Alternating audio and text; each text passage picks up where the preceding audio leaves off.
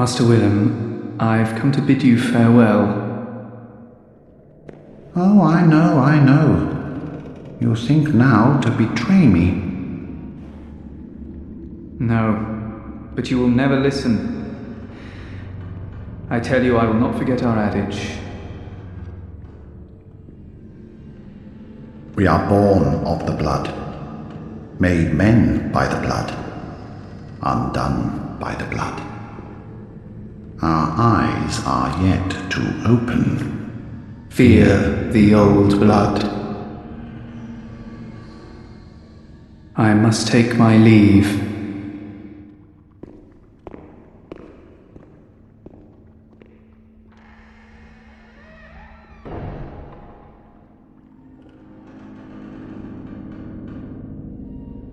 By the gods, fear it, Laurence. Lawrence's story started at Byrgenwerth as one of the scholars of this college. Byrgenwerth is the name of both the building and the institution that began the study of human transcendence, as well as the means to achieve it. Within the college, there was two major movements, two fields of studies that were believed to be the most probable ways to achieve that transcendence. Master Willem, the headmaster, thought that such transcendence would be achieved through the use of eyes, as eyes means insight in the world of Bloodborne, and the more you have, the more you understand. One of the scholars using this path actually succeeded. Her old name, her human name, is unknown, but today, she is known as Rom, the vacuous spider. Rom was once a scholar of Byrgenwerth, who at some point went through metamorphosis into a kin, courtesy of Mother Kos, according to dialogue given by Mikalash. Cos, or some say cosm. Do you hear our prayers? As you once did for the vacuous Rome. Grant us eyes, grant us eyes. Rom prayed, Rom studied, Rom listened to Mother Kos, and so, Rom was granted eyes. Literally and figuratively. Rom now controls the barrier that prevents normal humans from seeing the true horrors of the cosmos around them. There are reasons to believe that this successful ascension was not a sudden moment, but a gradual process over the course of multiple weeks, perhaps months. A note from the library area, just beyond the Tomb of Eden, state this. The Byrgenwerth spider hides all manner of rituals and keeps our lost master from us. A terrible shame. It makes my head shudder uncontrollably. Another note from the second floor of Byrgenwerth state this. The spider hides all manner of rituals, certain to reveal nothing, for true enlightenment need not be shared. This implies that, during her ascension, Rom became enlightened but refused to share that enlightenment with her fellow scholars, causing her to be hated and called names like vacuous.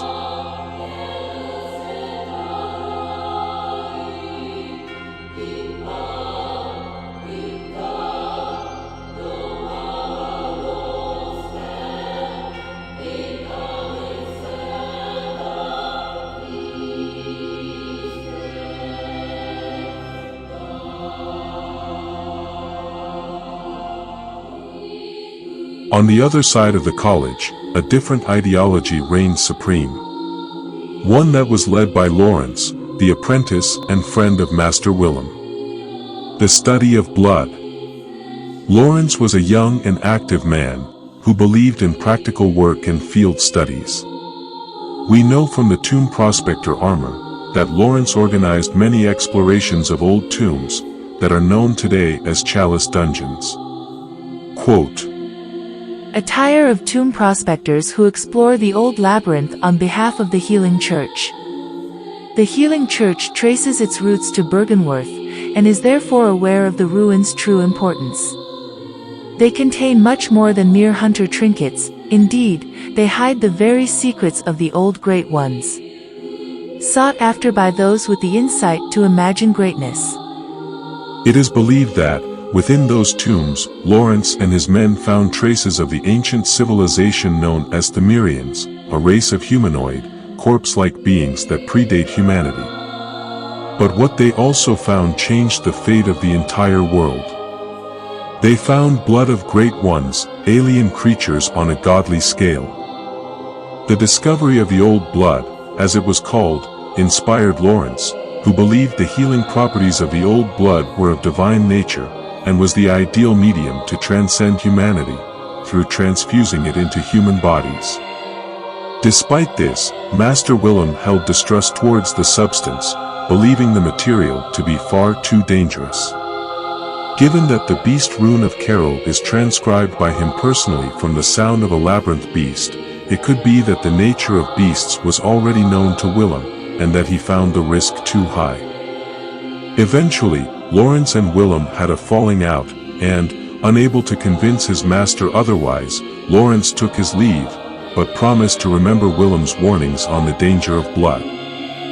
We are born of it, made men by it and undone by it, as the adage goes.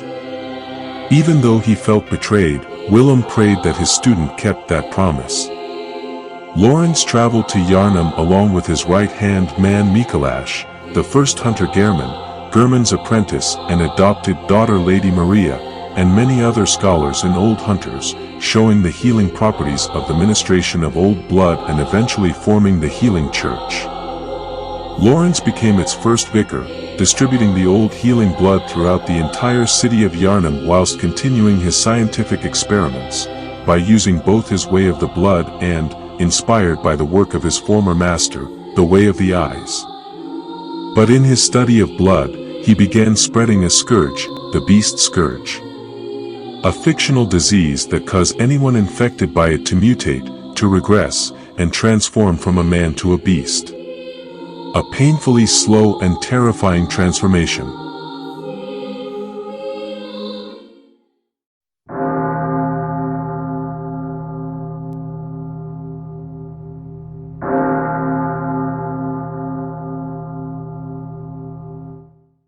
The healing church set itself the objective of pursuing what was started in Byrgenwerth. The ascension of humanity to godhood, through the use of science and experiments. Most of those experiments were done in a building appropriately called the Research Hall, the healing church's sanatorium, where they experimented on innocent victims in the hope of creating their own gods. The healing church is a large and complicated institution, so, for the sake of simplicity, we're gonna start by talking about 3 types of members of the church, each represented by a different armor set, and each representing a whole different branch of the church. Let's start with the lowest in the hierarchy, the Black Church Hunters. It is said that they are elementary doctors, who fight to prevent the scourge from rising early, doctors who took up arms to fight against the beasts, and inspire fear and respect to beasts and Yarnumites alike. They are the frontline soldiers acting as both hunters and law enforcers for the civilians, and are the proof that the healing church's influence spread all the way to the government and the military. The white church hunters are the superiors to the black ones. They are also doctors but aren't in the streets on the front line. Instead, they remain inside the church's various facilities and spend their time healing patients and victims. I say healing sarcastically, because they are using these peoples as a way to advance their researches on blood, and actually healing them is a secondary objective at best. And finally, the choir. Some of the highest ranked members of the church, the elite of that institution. The only ones that are still considered scholars and not doctors or hunters, and the only ones that continue the study of the eyes started at Byrgenwerth, while everyone else below them is struggling with blood. They are the ones who managed to make contact with Ebrietas, the left-behind Great One. They are the ones who successfully created a kin of their own with the celestial emissaries, using Ebrietas' blood and children's from a nearby orphanage as test subjects. Orphans who either grow up to become choir members themselves, or end up as the disposable fetus-looking kins we can see wandering the upper cathedral ward. Calling the healing church a mere church or cult or religion would be a euphemism. In fact, they have infiltrated all branches of society, from the government, the military, the law enforcers, the doctors, the scientists, the education system, and yes, the religions, just to pursue their goals. But unfortunately for the church, and fortunately for everyone else, the consequences of their actions will soon come back to bite them like the jaws of a beast.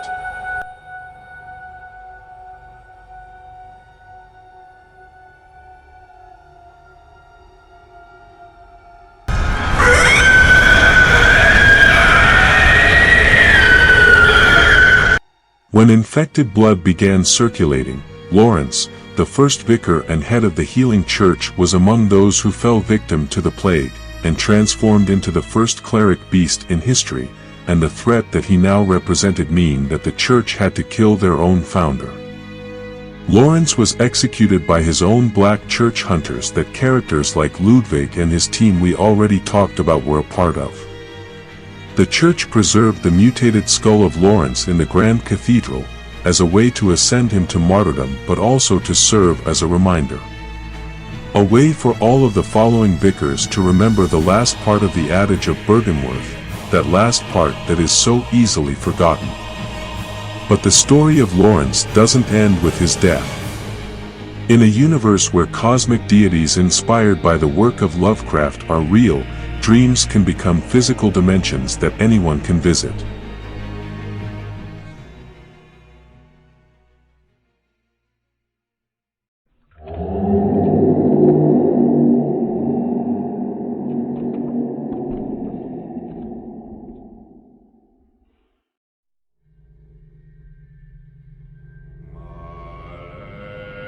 The good hunter arrives in the hunter's nightmare semi-accidentally, and we, just like him, don't know what the hunter's nightmare actually is, but the events that take place in the DLC and the way the story progresses will make sure you learn quickly enough. The Old Hunters tells us the story of the series of events that provoked the creation of the church, and that story is told anti-chronologically, which means from the most recent event to the oldest. We start off with the present day, or a very recent past, with the fall of the healing church and the constant battle in the streets between the hunters and the beast, but the hunters here are of the old generation of hunters, instead of the more recent hunters we see in the main game. And in order to cement how evil and corrupted the church is, we have to talk about the first boss of that DLC, Ludwig. We already talked about Ludwig on this channel in the heroism video, so I'm just going to add something I didn't mention back then, but just because you're a part of the church doesn't mean you're safe from them. Ludwig was the leader of the first generation of black church hunters, the strong arm of the church, a local hero and an essential asset to have for the church. But when the beast scourge caught up to Ludwig, he was hunted down, captured and imprisoned in the underground prison of the research hall. Like any common beast with no regard or respect to his work and status, Ludwig here served as a reminder that even the peoples who work for the church can fall victim to it, and are, in fact, often the first to do so. Beating Ludwig grant us access to the prison section where imprisoned peoples go crazy, waiting for death, and beyond that prison is the lower laboratories of the research hall where a black church huntress and the spirit of Vicar Amelia, a former white church hunter, judging by her attire, watch over the patients.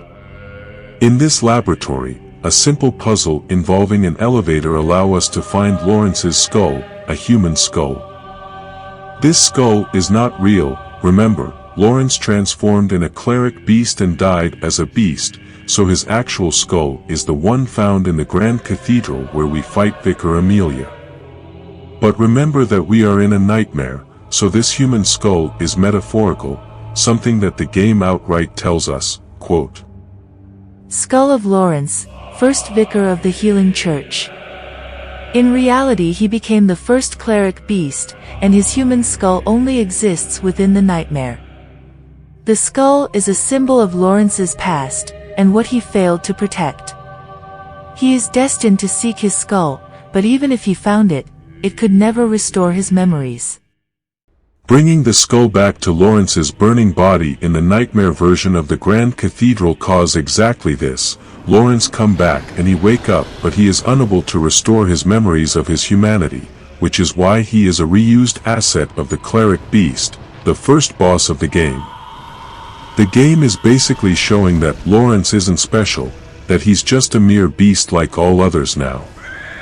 At best, he is the blueprint for every cleric beast that came after him.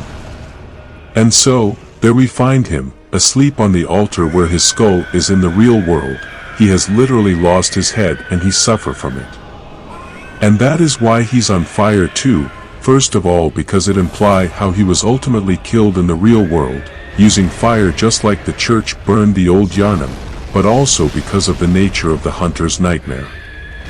We've hinted before that dreams require a human host's memories to serve as a model and the power of a great one to generate it. Well, the hunter's nightmare is a dreamscape used as a purgatory for all hunters and all members of the healing church, created from the pain and memories of its host, Lady Maria, with Mother Kos herself as the great one generating it. This artificial hell is created from the painful self-loathing of Lady Maria, and the generational hate Mother Kos has toward the church, and the souls of all who participated in the church's rise in one way or another will end up suffering here forever, whether they deserve it or not.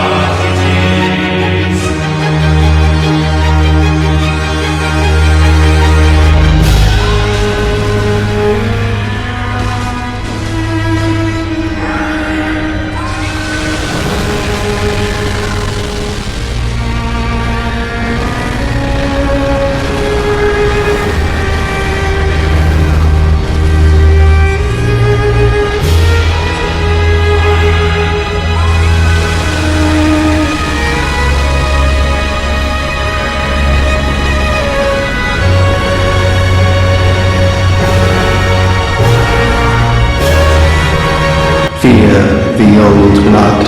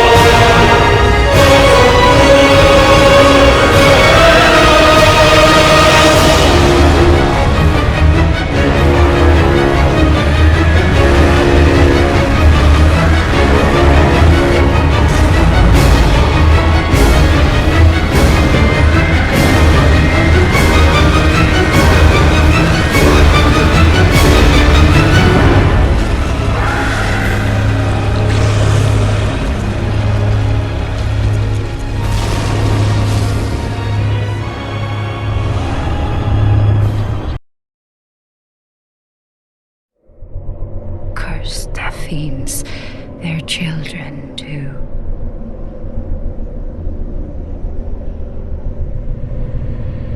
and their children forever true.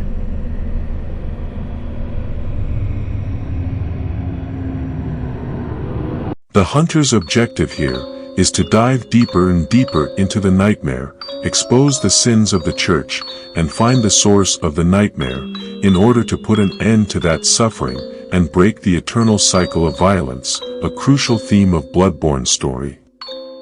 After killing Ludwig and the beast formerly known as Laurence, it is now time to fully explore the research hall, and discover why Laurence is the most terrifying villain ever written by Fromsoftware. When we visit this place in the DLC, we get a glimpse of how cruel and horrifying the healing church was. In there, tortured patients beg and scream for mercy tied up in their hospital beds, or wander the halls, attacking anything on sight in a mix of blind, mindless rage and confusion, with their emaciated, mutated bodies and their grotesquely swollen heads. Meanwhile, black church hunters patrol the halls, and, in the various wings, scientists of the church direct the experimentations with sadistic pleasure.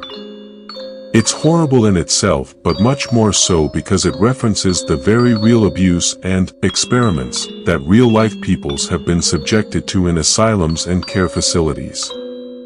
The mentally ill peoples, the disabled peoples, the poor peoples, the vulnerable peoples in general, all have been imprisoned, abused and experimented on in places just like this one for centuries. There was a time in recent history where lobotomization was considered normal, and punishments based on electric shocks was considered therapy. And stories of violent abuse in these systems still regularly emerge today. All games of the Souls series use horrific elements to tell a story.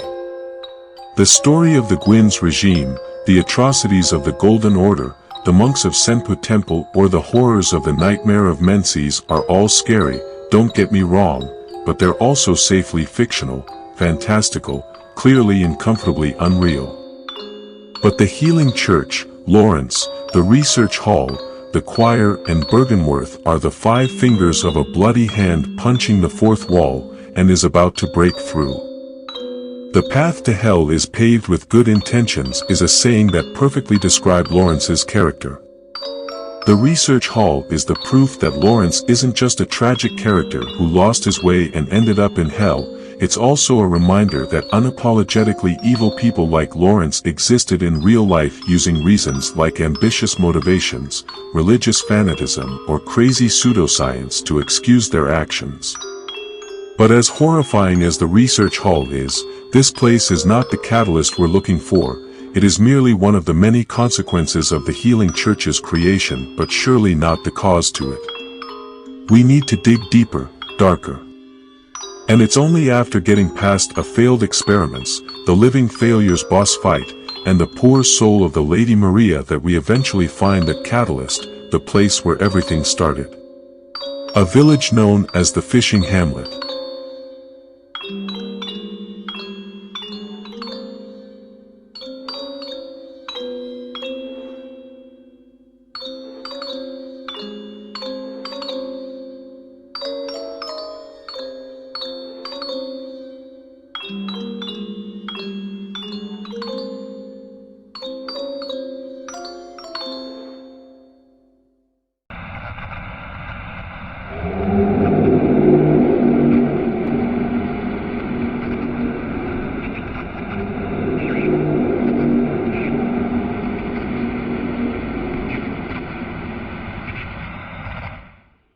The Fishing Hamlet is largely inspired by H.P. Lovecraft's novel titled The Shadow over Innsmouth, where the narrator and protagonist is a student, conducting an antiquarian tour of New England, who finds himself through the nearby decrepit seaport of Innsmouth, which is suggested as a cheaper and potentially interesting next leg of his journey. There, he interacts with strange people and observes disturbing events that ultimately lead to horrifying and personal revelations. The lore of Innsmouth is that these peoples are in a mutually beneficial relationship with a deity named Dagon, causing them to mutate into part fish part human hybrid known as the Deep Ones. But unlike Lovecraft's work, Fromsoftware made the choice of making the fishing hamlet inhabited by relatively peaceful people living in their isolated village, people who are no harm for the outsiders. Just normal fish people that want to be left alone. And the equivalent of Dagon here is, you guessed it, Mother Kos. We learn that Laurence, German, Maria, and possibly Michaelash as well as a team of old hunters took part in an event known as the slaughter of the fishing hamlet. It is unclear what exactly happened here, but it's implied that this team raided the hamlet and killed its benevolent deity. When you first arrive at the hamlet, you encounter what appears to be a local priest, rambling about Byrgenwerth.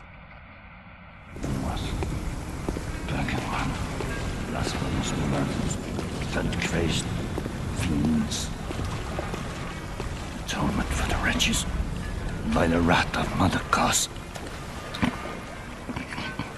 Mercy for the poor wizened child. Mercy. Oh, please, atonement for the wretches. Lay the curse of blood upon them and their children, and their children's children forevermore. Each wretched birth will plunge each child into a lifetime of misery.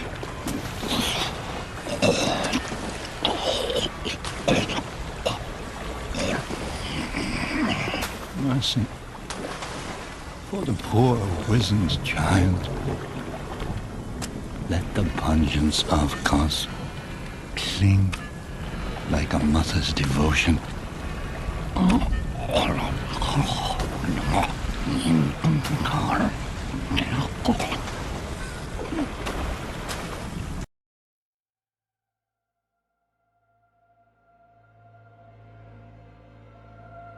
The more you progress through the nightmare version of this village, the more you start to see the damages provoked by this carnage. Ruins of houses everywhere, and the few houses still standing have entire pieces of their walls missing, holes in the floor, or have their whole roof missing altogether. The few villagers left are visibly injured, sick, and some show clear signs of malnutrition, yet all are wandering aimlessly outdoor, still trying to ward you off, you, an intruder. Even in that state, they still defend their home. And who can blame them? When you know what happened to them the last time a hunter showed up at their village, their aggressive nature makes a lot of sense.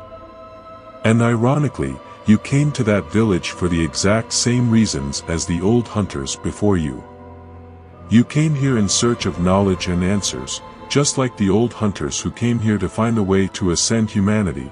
In your journey, you will slaughter every villager in your way, villagers who are only trying to protect their home, and their goddess, from you.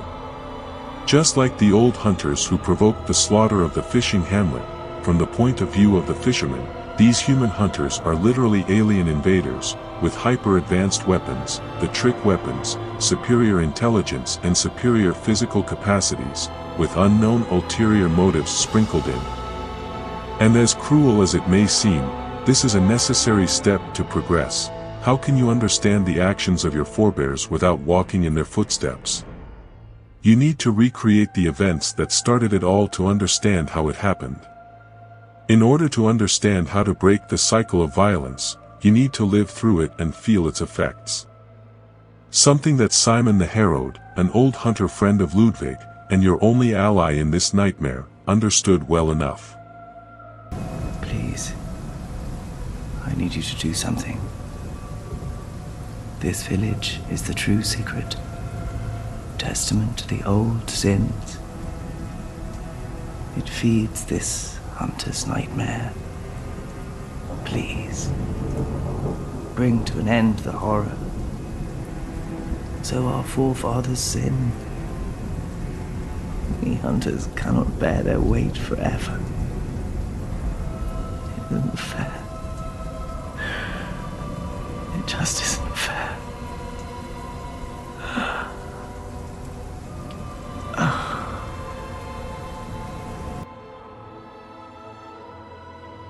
When you get to the end of the muddy, and dirty fishing Hamlet, you find the body of a dead god lying on the sand. This is Mother Kos, torn from the deep by a fishing hook. She's the source of Laurence and the Church's obsession with the great ones, the abuse of the choir, the mad science of the school of Menses, and all of the horrors that followed. But when you find her, she's not a divine presence. She's not majestic or beautiful, she doesn't even look supernatural, she's just a sad, pathetic pile of flesh in the dirty gray sand. A meaningless lump under a dark sky, no more magnificent than a jellyfish that washed ashore. Her concept art represent her with more dignity, and we can see that in the depth, in her natural environment, she might have been beautiful, but right now she's just a tragic corpse. The Church defiled her body for their science, and by the time you get there, you understand why they were cursed to the hunter's nightmare for their crimes. They say that she's a goddess, but they treat her like livestock. They collected her insides, her blood and organs in their desperation to ascend. And if that wasn't enough, when you find the corpse of Mother Kos, we see something inside it moves. Out from within the corpse, bursting from her womb, comes her infant, her orphan, emaciated and abject, and it weeps and cries in its loneliness. It is attached by its umbilical cord to its placenta, and the placenta itself is pierced by a fishing hook which the orphan swings in its rage when you fight it, like it's a club. It literally uses its own placenta as a weapon. Again, it is not clear if she was meant to be killed the way that they did. It looks like the hook just carelessly pierced through her, and when the wound killed her, she washed up here. Either way, the wrath of the orphan is obvious, and so is the tragedy of the scene. It is the orphan that creates the hunter's nightmare. It is the nightmare that captures the souls of those who killed its mother and their descendant and tortures them forever, and it is our job as a hunter to put the poor thing to rest, and its generational hatred with it. But there's no justice in doing so. Killing the orphan isn't redemptive, it just, and, the pain, it isn't right, it's just necessary. It is also interesting to note that the orphan is a pure great one, but that its design is extremely unusual for a great one. It is humanoid, almost like a normal human, but there's also the fact that it bears a cape-looking appendage in its back. Its small stature and humanoid body grants it immense speed and mobility. Unlike other great ones who are usually slow giants. It uses its main club-like weapon in the right hand and a secondary red attack in its left hand. An attack that it uses as a ranged attack when you're far away.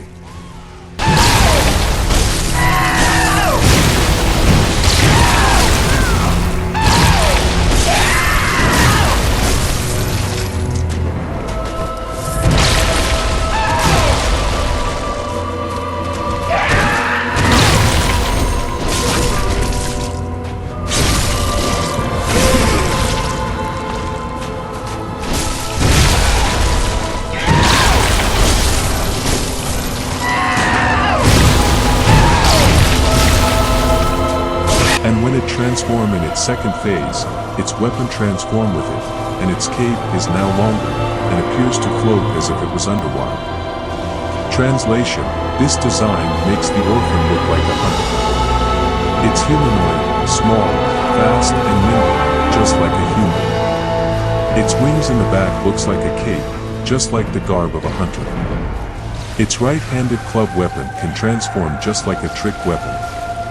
It uses a secondary ranged attack in its left hand, just like a hunter's firearm. The orphan took the form of a hunter to avenge its mother. In its mind, if only a hunter could kill its mother, then only another hunter could kill a hunter.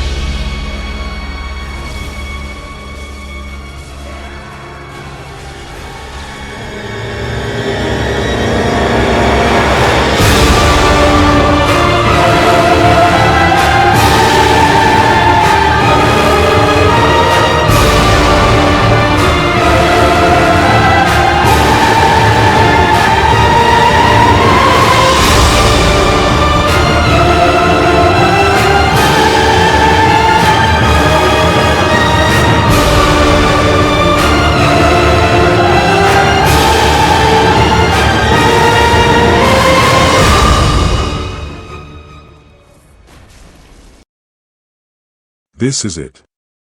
The point of origin we were looking for.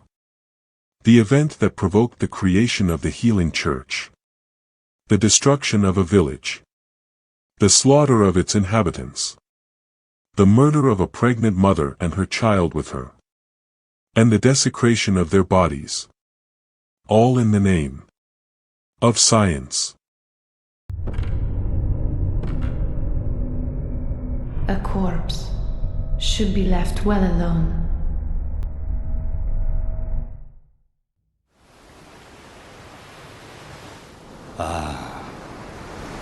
Sweet child of Kos, turned to the ocean. A bottomless curse, a bottomless sea, accepting of all that there is and can be.